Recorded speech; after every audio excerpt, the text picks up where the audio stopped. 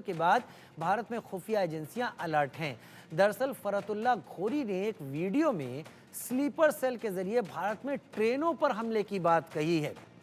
Video में उसने pressure cooker के जरिए बम विस्फोट की बात कही है। भारत में भगोड़ा घोषित किए जाने के बाद ये घोरी पाकिस्तान में है। इस घोरी ने आईएसआई की मदद से स्लीपर सेल का नेटवर्क तैयार किया है। बेंगलुरु के रामेश्वरम कैफे में विस्फोट की साजिश रचने का आरोप भी इसी फरहतुल्लाह घोरी पर है।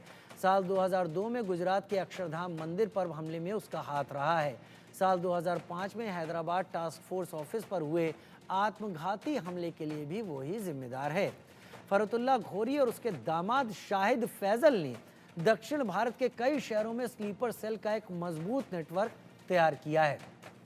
फैजल रामेश्वरम कैफे विस्फोट के दोनों आरोपियों के संपर्क में था और मामले का हैंडलर भी था।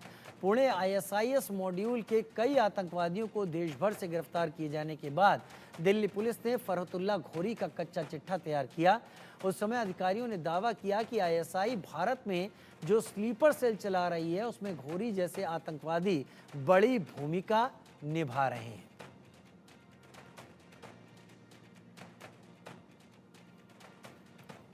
एक भाई का सवाल है कि हम आपकी दावत से मुत्तफिक हैं, लेकिन फ़ी ज़माना इन हालात में किस तरह इस दावत पर अमल करें ये हमें समझ नहीं आ रहा, क्योंकि हम चंद बिखरे हुए नौजवान हैं। हमारे सामने न कोई बड़ी तंजीम है न बड़ी क़ियादत है। मेरे अज़ीज़ मुजाहिद साथियों, ये सवाल बहुत अहम है और इस सवाल के अंदर बहुत गहराई भी है। मैं कोशिश करूँगा कि हर पहलू से इसका जवाब दिया जाए। सबसे पहले तो हम अल्लाह ताला का शुक्र अदा करें कि अल्लाह ताला ने हमें हालात हाजिरा को समझने का फ़हम अता फ़रमाया, वरना तारीख़ हमें बताती है बहुत सी ऐसी बड़ी बड़ी क़ियादतें हैं जो इल्म रखने के बावजूद, इल्म की गहराई में जाने के बावजूद हालात को समझने से क़ासिर हुआ करते हैं। बुखारा और समरखंद के सुकूत से लेकर बगदाद और अंदलुस की बर्बादियों तक हमारी अक्सरियत का ये हाल था कि वो दुश्मन के मंसूबों से गाफिल थे और यही उम्मीद लगा कर बैठे थे कि कहीं से मदद आ जाएगी, कहीं बाहर से मदद मिल जाएगी। इन्हीं गफलतों के सबब उम्मत मुस्लिमा ज़वाल पजीर हुई। आज भी हम ऐसे ही ख़तरनाक और आजमाइशी दौर से गुज़र रहे हैं, जिसमें हिंदुत्व हर लम्हा कोशिश कर रही है कि हमारी आज़ादी को किसी तरह वो ग़ुलामी में तब्दील कर दे और हमें ग़ुलाम बनाया जाए। हमारे घरों के तक़द्दुस को पामाल किया जा रहा है और हमारी तहज़ीब छीन कर रूहानी तौर पर हमें ग़ुलाम बनाया जा रहा है, ताकि हमारी हिम्मतें पस्त हो जाएं और हम ग़ुलामी पे राज़ी हो जाएं। लेकिन हम सर उठाएंगे। हिंदुस्तान से भागकर पाकिस्तान में बैठे और इस वक्त आईएसआई यानी कि इंटर सर्विसेज इंटेलिजेंस के बेस पर हिंदुस्तान में टेरर मॉड्यूल को अंजाम देने वाला फरहतुल्लाह घोरी के एक वीडियो ने इस वक्त देश की एजेंसीज के साथ देश की खुफिया एजेंसी को अलर्ट कर दिया है। आखिर फरहतुल्लाह घोरी कौन है, इस पहले हम आपको ये बता देते हैं। फरहतुल्लाह घोरी को अबू सुफियान सरदार साहब के नाम से भी जाना जाता है। साल 2000 में गुजरात के अक्षरधाम में हुए ब्लास्ट में, जिसमें तकरीबन 10 से ज़्यादा लोगों की मौत हुई थी और 80 लोग घायल हुए थे, उसमें फरहतुल्लाह घोरी उर्फ अबू सुफियान का नाम सामने आया था। अबू सुफियान का दामाद फैसल भी इस पूरे टेरर मॉड्यूल में शामिल है। फरहतुल्लाह घोरी का नाम भी एक 2024 में रामेश्वरम कैफ़े में ब्लास्ट में भी सामने आया था, जहां वो पाकिस्तान के आईएसआईएस की मदद से यानी कि आईएसआई के मदद से उसने इस मॉड्यूल को अंजाम दिया था। और अभी हाल ही में 3 हफ्ते पहले, टॉप सोर्सेज के हवाले से हम बताएं आपको तो 3 हफ्ते पहले एक सोशल मीडिया प्लेटफॉर्म पर फरहतुल्लाह घोरी के एक वीडियो ने हिंदुस्तान में बैठे तमाम एजेंसियों को अलर्ट मोड पर ला दिया है, जिसमें फरहतुल्लाह घोरी ये कहता हुआ दिखाई दे रहा है कि वो हिंदुस्तान के तमाम जो ट्रेन हैं उसमें वो ब्लास्ट करवाएगा और तमाम ट्रेनों के नेटवर्क को वो पटरी से नीचे उतरवाएगा। उसमें वो कैसे ब्लास्ट करेगा, कुछ चीज़ें वो भी बताते हुए दिखाई दे रहा है।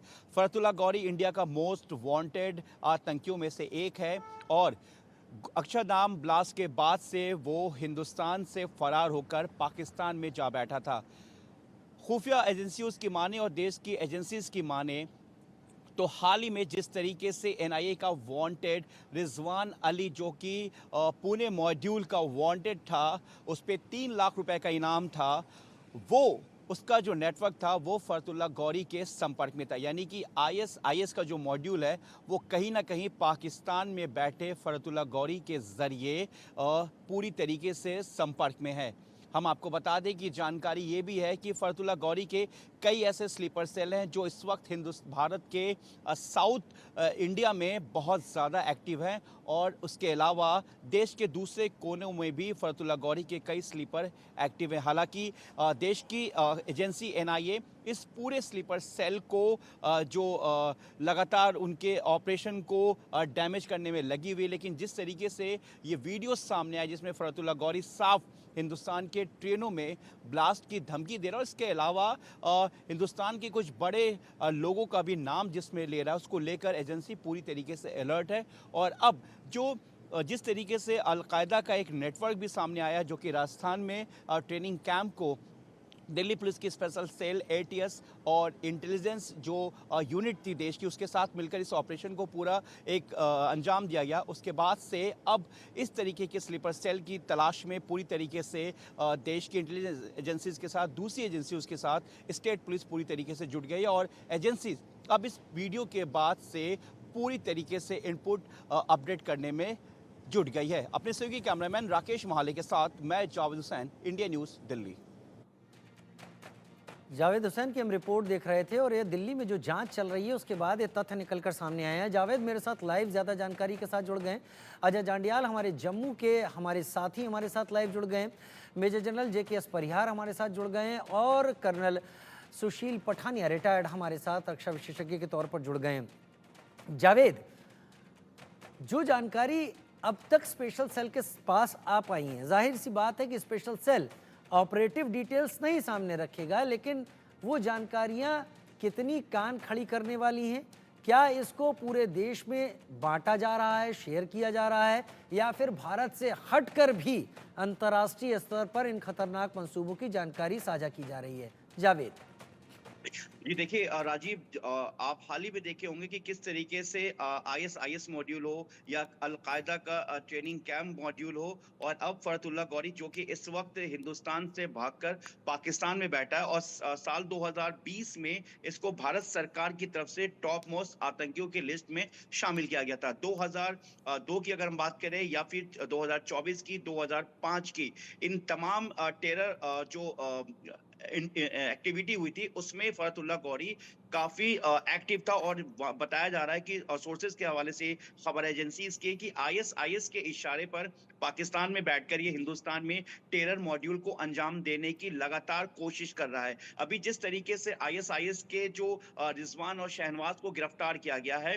ये एनआईए के वांटेड थे, और दिल्ली पुलिस के स्पेशल सेल के अलावा दूसरे स्टेट पुलिस के भी वांटेड थे। जब इनकी गिरफ्तारी हुई तो उसमें फरतुल्ला गौरी का नाम उस वक्त भी सामने आया, लेकिन अब जिस तरीके से अलकायदा का ट्रेनिंग कैंप का खुलासा हुआ राजस्थान से लेकर झारखंड तक, तो इसमें भी फरतुल्ला गौरी का नाम सामने आ रहा है, क्योंकि जो आईएसआईएस के वांटेड थे रिजवान शहनवाज, उनका लिंक जो था वो झारखंड से था। यानी कि कहीं ना कहीं जो झारखंड है इस वक्त वो टेरर मॉड्यूल के लिए बेस कैंप बनता जा रहा है। तो ऐसे में आईएसआईएस का जो कनेक्शन है वो फरतुल्ला गौरी से सामने आ रहा है। अलकायदा का जो ट्रेनिंग कैंप चल रहा है वो फरतुल्ला गौरी से आ रहा है। फरतुल्ला गौरी इस वक्त पाकिस्तान में बैठा, और ये जानकारी मिली कि जिस तरीके से पूरा वीडियो आपको, ये 12 मिनट का जो वीडियो, इस वीडियो के बाद देश की जो एजेंसीज हैं, इसके अलावा जो दूसरी टेरर एजेंसीज हैं, वो पूरी तरीके से अलर्ट हो गई। चलिए मैं अजय का रुख कर लेता हूं। अजय भी मेरे साथ हैं, चर्चा के लिए हम सारे पॉइंट्स